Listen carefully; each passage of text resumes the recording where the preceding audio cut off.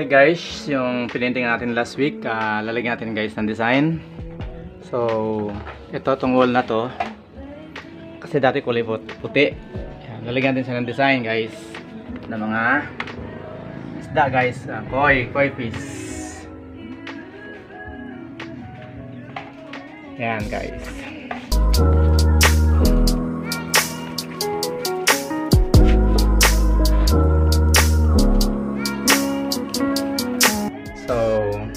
Sa pinakailalim niya guys, kasi underwater yan eh. Lalagyan natin ng mga bato-bato sa ilalim guys. Ayan. So wala pa siyang kulay, yung sketching pa lang yan. So lagyan natin ng isda, 9 pieces na koi fish. So hanggang dun. So sa may babaw niya, kailangan lagyan natin siya ng mga bulaklak na design. Ayan, mga lily flowers.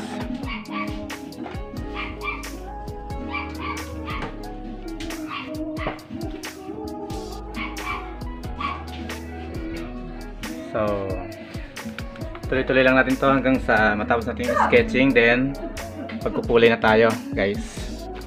So, yung mga kulay natin, dati pa din kailangan natin ng red. Yan, yung mga kulay na lang kailangan natin guys. Yan, black. Yan, red. Yan guys. Yan lang naman ang mga kailangan kulay natin. 5 kulay lang. Yan. So, magkukulay tayo guys. Okay guys, ayan. Start tayo magkulay ng ating design.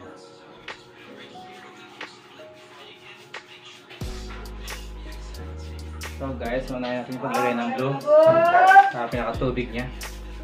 Pero yung mga design natin na in-sketch kanina, iingatan na lang natin siya.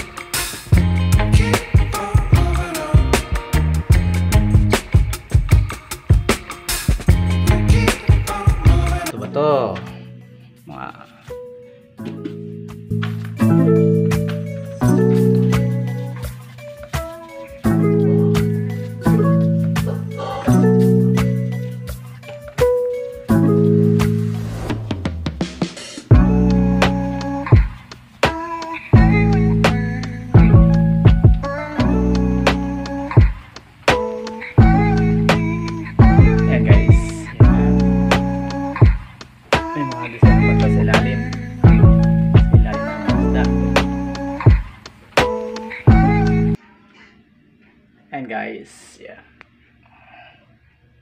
Sarap sumisid sa ilalim, lalim ng dagat, ng fish pond. And guys, yan ang kabuuan. So bato ang ilalim guys. Yan. Pag napulayan natin yung isda nito guys, saka yung bulaklak. Ayan guys, maganda lang tingnan yan. Malaki ang bato sa ilalim guys. Ayan. So yung mga dahon natin guys, medyo okay naman ah. Isda na lang at saka bulaklak ang kulang guys. Ayan.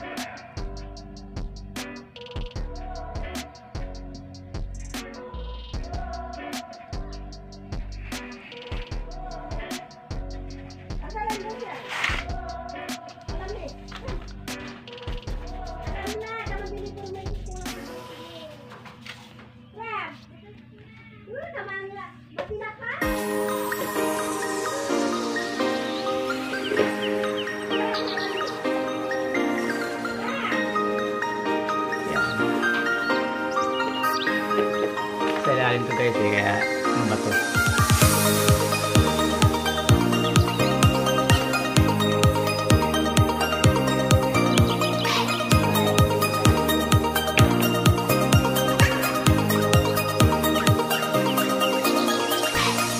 Konting oras na lang matapos na natin to guys. Busy pa guys. Grabe na matapos guys.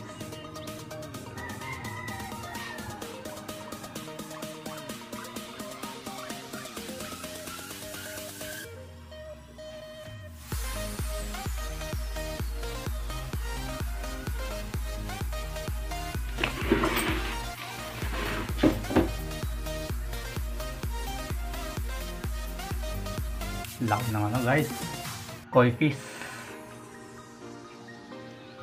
Malaki pa sa cellphone ko. Guys,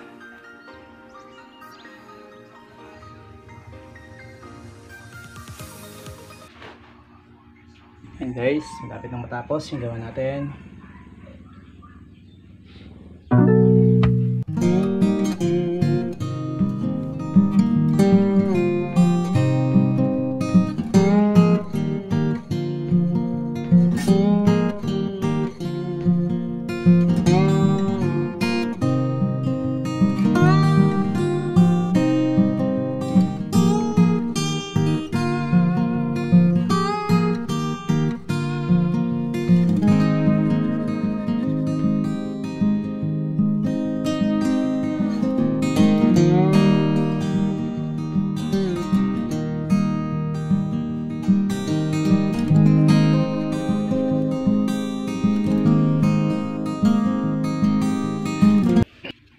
Lagyan natin ang team sa mata.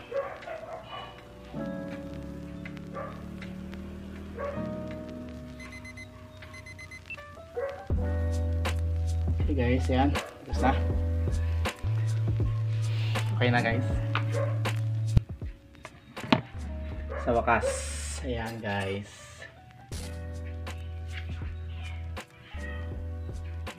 Tapos na din ang ating mga isda. Koi fish guys, yan. Koi fish.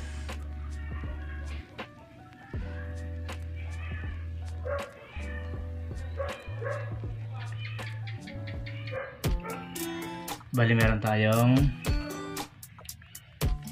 siyam na koi fish guys. Yan. Iba-ibang position nila guys. Nalaki. Malaki pa sa dalag eh. Yan guys, mga under the water sila.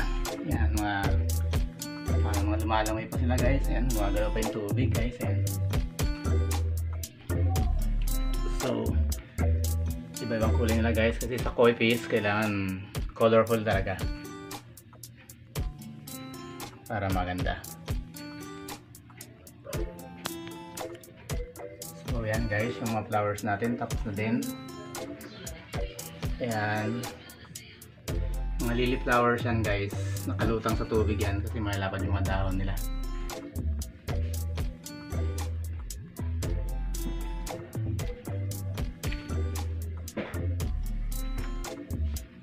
Ayan guys, yung kabuuan ng aking ginawa. Ayan. So, nasa isang malaking aquarium yan guys. Ayan. Mabato sa ilalim, mabato. Ayan guys. Yung mga isda natin. So guys, pakikitabin ko na lang to para mas maganda.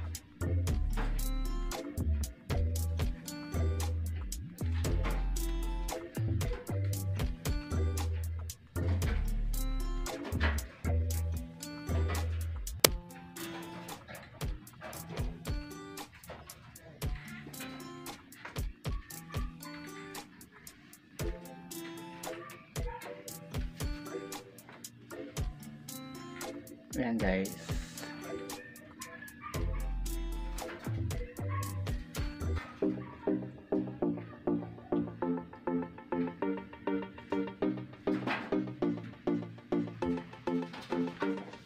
Ayan, tapos na guys. Maraming salamat sa panood. Sana na-encourage ko kayong lahat. God bless everyone guys. At maraming salamat sa panood.